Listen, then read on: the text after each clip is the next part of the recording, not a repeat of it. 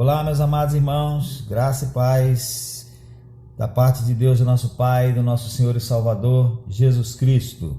5 atitudes que Deus quer ver em nós. Salmo 116, meus irmãos, vamos ler inicialmente. Diz assim o salmista: Amo ao Senhor porque Ele ouviu a minha voz e a minha súplica, porque inclinou para mim os seus ouvidos, portanto invocá-lo-ei enquanto viver. Cordéis da morte me cercaram e angústias do inferno se apoderaram de mim. Encontrei aperto e tristeza. Então invoquei o nome do Senhor, dizendo: Ó Senhor, livra a minha alma. Piedoso é o Senhor e justo. O nosso Deus tem misericórdia. O Senhor guarda aos simples. Estava abatido, mas ele me livrou. Volta, minha alma, a teu repouso, pois o Senhor te fez bem. Porque tu, Senhor, livraste a minha alma da morte, os meus olhos das lágrimas e os meus pés da queda. Andarei perante a face do Senhor na terra dos viventes. Criei, por isso falei, estive muito aflito. Eu dizia na minha precipitação: todo homem é mentira. Que darei eu ao Senhor por todos os benefícios que me tem feito? Tomarei o cálice da salvação e invocarei o nome do Senhor. Pagarei os meus votos ao Senhor agora na presença de todo o seu povo. Preciosa é a vista do Senhor a morte dos seus santos. Ó Senhor, deveras sou teu servo, filho da tua serva. Soltaste as minhas ataduras. Oferecer-te-ei sacrifícios de louvor e invocarei o nome do Senhor. Pagarei os meus votos ao Senhor, que eu possa fazê-lo na presença de todo o meu povo, nos átrios da casa do Senhor, no meio de ti, ó Jerusalém. Louvai ao Senhor. Meus amados irmãos, Deus tem nos abençoado? É uma pergunta que eu estou fazendo para os irmãos. E certamente que se os irmãos tivessem oportunidade de me responder, se estivéssemos em um culto presencial, os irmãos diriam que sim, Deus tem nos abençoado. Mas Deus tem nos abençoado, meus irmãos, muito ou pouco? Muito, né? Deus tem nos abençoado muito. Obviamente que nem sempre as coisas acontecem e são do jeito que queremos. Lá em Êxodo capítulo 6, versos 2 a 13, meus irmãos, nós lemos, dentre outras coisas, que Deus estava ouvindo o gemido de seu povo cativo no Egito e chegara o tempo de libertá-lo. Mas parece que demorou demais para os padrões humanos. Por alguma razão demorou mais de 400 anos. Mas Deus havia previamente avisado, mesmo antes de o povo estar formado. E mesmo antes de se tornar um povo escravo no Egito, que isso aconteceria e que a libertação demoraria todo esse tempo para acontecer. Vontade do povo? Não, mas vontade de Deus. Nem sempre as coisas acontecem do jeito que queremos. Lázaro estava doente. Jesus foi avisado e ele não foi imediatamente ver Lázaro. Ele demorou para ir ver Lázaro. E quando ele foi, Lázaro já estava morto. Senhor, se tu estivesses aqui, o meu irmão não teria morrido, disse Marta a Jesus. Jesus não poderia ter ido antes e curado Lázaro? Sim, claro que poderia. E não só isso, ele poderia ter feito a cura de Lázaro mesmo à distância. E mais ainda, ele poderia ter impedido Lázaro até de ficar doente. Mas não era esse o plano de Deus. O plano de Deus era ser glorificado com a ressuscitação de Lázaro. Então, nem sempre as coisas acontecem e são do jeito que nós queremos. Mas, meus irmãos, independentemente do jeito como as coisas são e acontecem, nós temos sido muitíssimo abençoados pelo Senhor, sendo a maior de todas as bênçãos a salvação de nossa alma.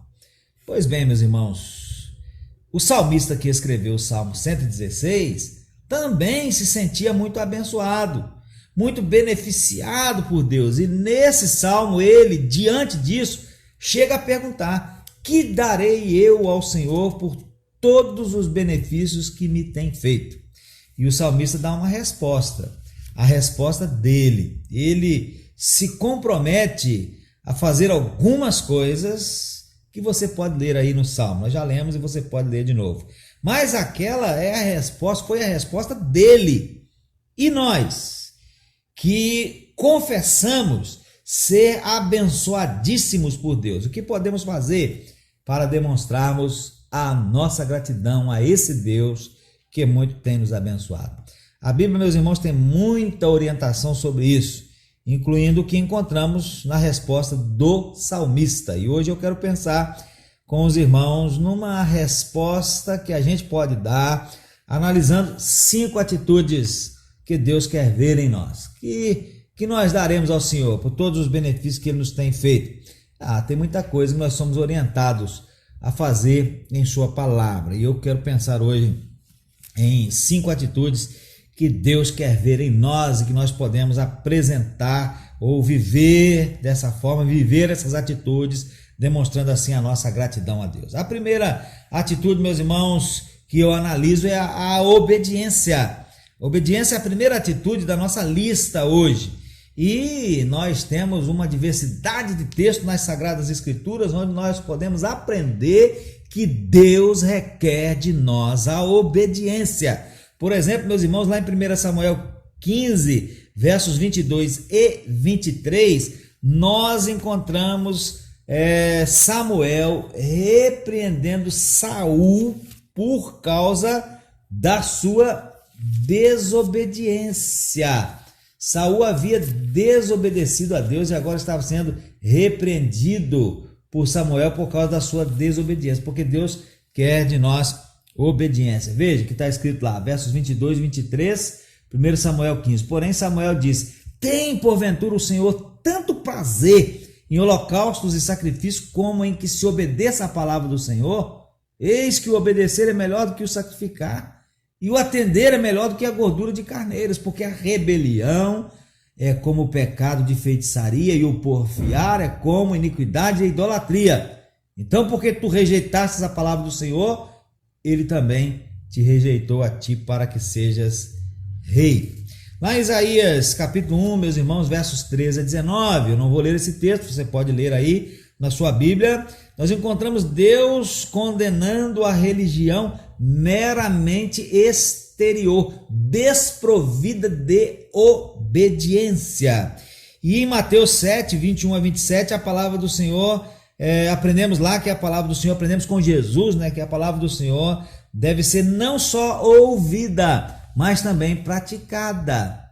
Aquele que apenas ouve e não pratica é comparado a um determinado homem que constrói a sua casa sobre areia, né? Aquele que ouve e pratica é comparado àquele que está construindo a sua casa sobre a rocha. Os detalhes dessa história contada por Jesus para exemplificar isso, né, que a palavra do Senhor deve ser não só ouvida, mas também praticada, você pode ver lá em Mateus 7, 21 a 27. Então, você não quer ser reprovado por Deus como Saul foi? Obedeça. Não quer ser repreendido por Deus como alguém que pratica uma religiosidade meramente exterior, sem obediência? Obedeça. Não quer ter a surpresa de descobrir que construiu a sua vida cristã sobre base não sólida? Obedeça. Quer fazer alguma coisa para Deus que demonstre a sua gratidão por Ele lhe abençoar muitíssimo? Obedeça. Então a primeira atitude é essa, obediência. Como nós vamos demonstrar a nossa gratidão a Deus pelo muito que Ele tem feito por nós? Obedecendo. Essa é a primeira atitude, obediência. Vamos à segunda atitude, prontidão para servir. Eu quero citar, meus irmãos, apenas um texto para mostrar que atitude de servo é o que Deus requer de nós. O texto, meus irmãos, é Mateus capítulo 20, a partir do verso 25, meus irmãos, onde nós encontramos Jesus chamando os seus discípulos para junto de si e dizendo assim: bem sabeis que pelos príncipes dos gentios são estes dominados e que os grandes exercem autoridade sobre eles. Não será assim entre vós, mas todo aquele que quiser entre vós fazer-se grande, que seja o vosso serviçal, e qualquer entre vós que quiser ser o primeiro, que seja o vosso servo, bem como o Filho do Homem não veio para ser servido, mas para servir e dar a sua vida em resgate de muitos. Então é preciso haver prontidão para servir. Esta é a segunda atitude. Então prestem atenção, meus irmãos, prestem atenção. Tem que haver em nossos corações prontidão para servir. Se falta em nossos corações prontidão para servir, a igreja e a obra do Senhor sofre por falta de gente para fazer as coisas. E alguns irmãos sofrem porque terminam por fazer a obra toda que é de muitos e não apenas de um pouco.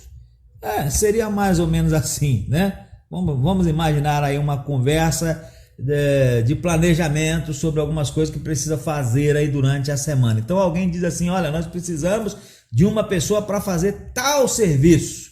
E aí alguém na reunião responde: que tal Pedro? Ele faz isso melhor do que ninguém. Muito bem, então Pedro vai fazer isso. Aí, olhando lá a lista de tarefas, alguém diz: olha, nós também precisamos de outra pessoa para esse outro serviço. Aí alguém responde: olha, eu estou pensando aqui e não consigo me lembrar de pessoas mais qualificadas que o Pedro. Deixa isso com ele dá conta. E aí novamente alguém diz: tem mais isso que precisa ser feito essa semana. E novamente alguém responde: o Pedro, ele é ótimo nessa tarefa. Coitado do Pedro, né? Ficou tudo sobre os ombros dele. Por quê?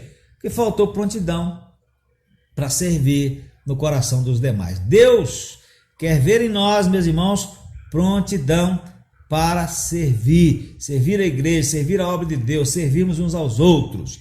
Então essa é a segunda atitude que vai demonstrar, através da qual nós vamos poder demonstrar a nossa gratidão a Deus pelo muitíssimo que Ele tem feito por nós.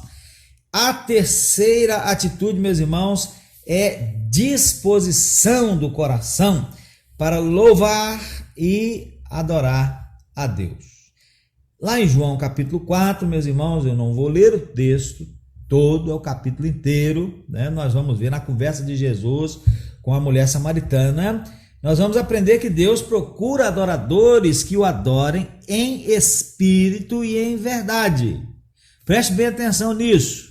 Deus procura verdadeiros adoradores, e verdadeiros adoradores são aqueles que o adoram em espírito e em verdade. Deus procura verdadeira adoração. E se Deus procura verdadeira adoração, meus irmãos, é porque existe adoração que não é verdadeira.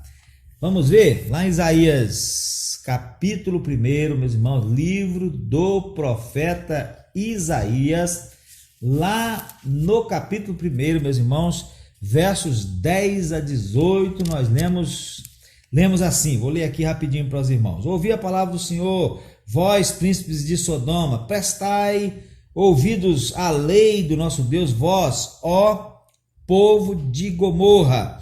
De que me serve a mim a multidão dos vossos sacrifícios, diz o Senhor? Eu já estou farto dos holocaustos de carneiro e da gordura de animais nédios ou lustrosos, né? Eu não folgo com o sangue de bezerros, nem de cordeiros, nem de bodes. Quando vindes para comparecerdes perante mim, quem requereu isso de vossas mãos, que viesses pisar os meus atos? Não tragais mais ofertas debalde ou em vão. O incenso é para mim abominação, e também as festas da lua nova, e os sábados, e a convocação das congregações. Não posso suportar iniquidade, nem mesmo o ajuntamento solene. As vossas festas da lua nova e as vossas solenidades as aborrece a minha alma, já me são pesadas, já estou cansado de as sofrer, pelo que quando estendeis as mãos, escondo de vós os meus olhos. Sim, quando multiplicais as vossas orações, não as ouço. Por quê? Porque as vossas mãos estão cheias de sangue. Lavai-vos e purificai-vos, tirai a maldade de vossos atos de diante dos meus olhos e cessai de fazer o mal. Aprendei a fazer o bem, praticai o que é reto, ajudai o oprimido, fazei justiça ao órfão, tratai da causa das viúvas. Vinde então e arguí-me, diz o Senhor. Ainda que os vossos pecados, depois de vocês fazerem isso, aí sim, ainda que os vossos pecados sejam como a escarlata, eles se tornarão brancos como a neve. Ainda que sejam vermelhos como o carmesim, se tornarão como a branca lã. Agora, meus irmãos, vamos lá para o capítulo 28 do mesmo livro de Isaías, no verso de número 13. Diz assim: assim, pois, a palavra do Senhor lhes será mandamento sobre mandamento, mandamento e mais mandamentos, regra sobre regra, regra e mais regra, um pouco aqui, um pouco ali, para que vão e caiam para trás e se quebrantem e se enlacem e sejam presos. Então, o que a gente vê aí, meus irmãos, nesses textos de Isaías, a gente vê que na parte daquele povo, a adoração, o culto deles era apenas uma aproximação, uma adoração não verdadeira, apenas uma aproximação com a boca e honra apenas com os lábios. A ação exterior que existia até em abundância, mas não passava disso. O coração estava longe, a ação interior não existia. A adoração deles constituía apenas de mandamento. No verso 13 do capítulo 28 a gente leu aí mandamento sobre mandamento, mandamento e mais mandamentos, regra sobre regra. Em outra versão vai dizer que é mandamentos que maquinalmente, de forma mecânica, aprendeu. E isso indica observação mecânica, ritual, rotineira, feita sem pensar, automática das formas e cerimônias da religião. Mas a adoração a Deus não é assim, não é isso. A adoração é pessoal, ainda que possa ser feita na coletividade, é interna, ainda que deva ser manifestada em atos internos, e não é fruto de atos mecânicos. Quando assim o é, essa é uma falsa adoração. Então existe adoração que não é verdadeira adoração. Quando nós adoramos a Deus, meus irmãos, até mesmo com uma aparência impecável, da maneira mais bonita possível aos olhos humanos, mas logo depois o nosso coração segue em pecado, é sinal de que não houve envolvimento do coração. E essa adoração maravilhosa é falsa. É falsa. Observe o texto de Isaías, capítulo 1, a partir do verso 10, que lemos, né? A adoração deles era algo extraordinário para a época, multidão de sacrifícios, holocaustos de carneiros, gordura de animais nédios de pele lustosa, sangue de bezerros, de cordeiros, de bodes, incenso, festa da lua nova, sábado, convocação das congregações, ajuntamento solene, estender das mãos orações, um movimento, uma dinâmica extraordinária. Mas o que Deus diz? Deus começa chamando-os de príncipes de Sodoma e povo de Gomorra. Lembra? As cidades impenitentes que foram destruídas por Deus. E depois lhes diz assim: olha, eu estou farto dos holocaustos de carneiro e dessa gordura dos animais nédios. Não folgo com sangue de bezerros, nem de cordeiros, nem de bodes, e por aí vai. Deus vai reprovando todas aquelas coisas, porque era falso, era feito de um jeito que não era verdadeiro, né? Então, quando há adoração com forma, mas sem substância, essa é uma falsa adoração. A verdadeira adoração, meus irmãos, podemos encontrá-la lá em Romanos capítulo 12, versos 1 e 2. Ela pode ser baseada, embasada naquilo que lemos em Romanos 12, versos 1 e 2. Romanos 12, versos 1 e 2, Paulo diz assim: rogo-vos, pois, irmãos, pela compaixão de Deus, que façam o quê? Apresenteis o vosso corpo, a vossa vida, em sacrifício vivo, santo e agradável a Deus, que é o vosso culto racional. E não vos conformeis com este mundo, não tomem a forma deste mundo, mas transformai-vos pela renovação do vosso entendimento, para que experimenteis qual seja a boa, perfeita e agradável vontade de Deus. O verdadeiro culto, meus irmãos, a verdadeira adoração, a adoração que o Pai quer, que Ele procura, consiste basicamente de uma entrega que o adorador deve fazer do seu próprio corpo, da sua própria vida, como sacrifício oferecido a Deus, um sacrifício vivo. Então, meus irmãos, é coisa excelente nós tomarmos todos os bons cuidados para, em nossos encontros na igreja, prestarmos a Deus uma adoração com uma forma agradável. É bom ensaiarmos bem, boas e talentosas músicas. É bom zelarmos por uma boa transmissão sonora, cuidando dos microfones, cabos e demais componentes do som, cuidarmos do ambiente de culto, mas há algo imprescindível que não pode deixar de existir para que haja uma verdadeira adoração. E isso não é algo coletivo, é algo individual. É necessário que nós estejamos em Cristo e que Ele, Cristo, esteja em nós, e que isso seja materializado em nosso viver diário através da obediência. Se não houver isso, pode haver tudo mais, mas a adoração será vã, será belíssima, mas vã, terá forma, mas não substância. Haverá lábios de onde sairão melodias maravilhosas, mas não haverá um coração cantando. E Deus deixa transparecer em sua palavra, meus irmãos, que a única voz que Ele deseja ouvir de nós é a voz do nosso coração. Então, já falamos sobre 3 atitudes: obediência, prontidão para servir e disposição do coração para louvá-lo e adorá-lo. A 4ª atitude, meus irmãos, é fé. Fé verdadeira. E exemplo de fé verdadeira nós temos em Hebreus 11.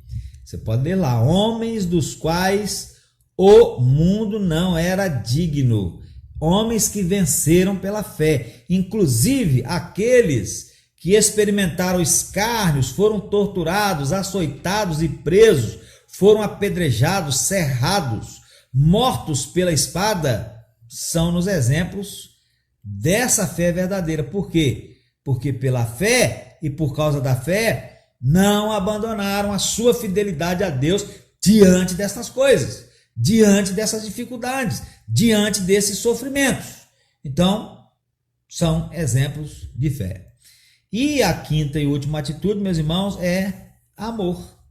Amor a Deus sobre todas as coisas e ao nosso próximo como a nós mesmos, conforme nós aprendemos na palavra do Senhor. Em Mateus 22, versos 36 a 40, nós lemos assim: alguém chegou diante de Jesus e perguntou: mestre, qual é o grande mandamento da lei? E Jesus disse-lhe: amarás ao Senhor teu Deus de todo o teu coração, de toda a tua alma e de todo o teu pensamento. Este é o primeiro e grande mandamento. E o segundo, semelhante a este, é: amarás ao teu próximo como a ti mesmo.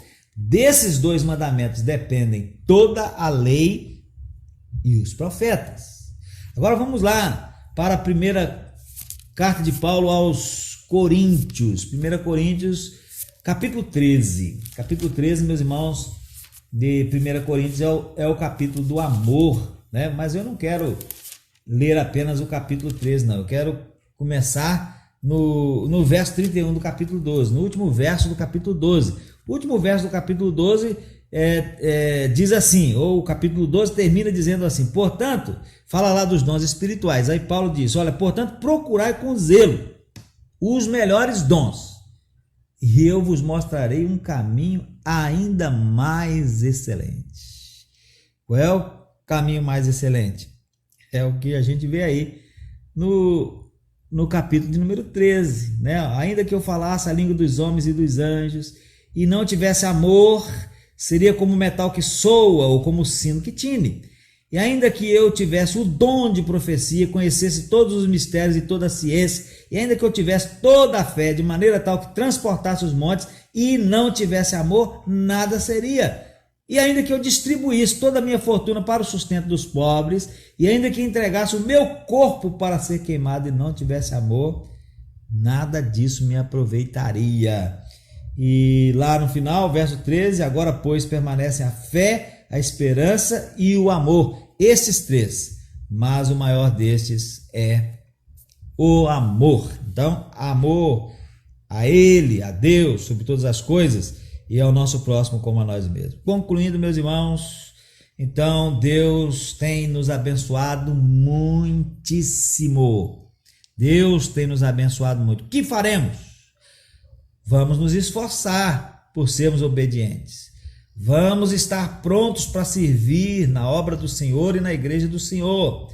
Vamos dispor o nosso coração para louvá-lo e adorá-lo verdadeiramente. Vamos exercitar e desenvolver uma fé verdadeira, fé que não cede diante dos obstáculos, sejam eles quais forem. Fé que não esmorece só porque nós estamos vivendo uma pandemia. E vamos amar a Deus sobre todas as coisas e ao nosso próximo como a nós mesmos. Você pode dizer amém? Deus seja louvado e engrandecido em nossas vidas, meus irmãos. Deus seja louvado e engrandecido aqui na cidade de Muqui, através de nós, através desta igreja, a primeira igreja batista em Muqui. Que Deus abençoe os irmãos e que Deus aplique essa palavra no nosso coração. Amém.